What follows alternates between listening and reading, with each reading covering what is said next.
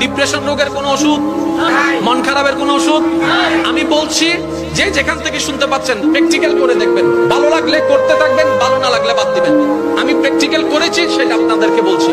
যখন আপনি দেখবেন আপনার মনে বেশি পাথর জমে আছে, আপনার দুঃখ কষ্ট বুঝার মতো কেউ নাই, আপনার চোখের পানির মূল্যায়ন দেওয়ার মতো কেউ নাই, আপনার দুঃখ কেউ বুঝছে না, আপনার কষ্ট কেউ বুঝতেছে না, আপনার আশে নেই পাশে নাই, নাই কেউ নাই, আপনি যখন খুব একা মনে হবে, আপনার দুনিয়ার কষ্ট যখন আপনাকে চেপে ধরবে, আপনি কিচ্ছু করবেন না, শুধু একটা কাজ করবেন, যাই নামাজটা পিছিয়ে ডাইরেক্ট সিজদায় চলে যান, ডাইরেক্ট সিজদায় চলে যান, কপালটাকে ঝুঁকাই দেন, নাকটাকে ঝুঁকাই দেন, হাতটাকে ঝুঁকাই দেন, নিজের অস্তিত্ব বিলীন করে দেন, চোখটা বন্ধ করে সিজদার মধ্যে চলে যান।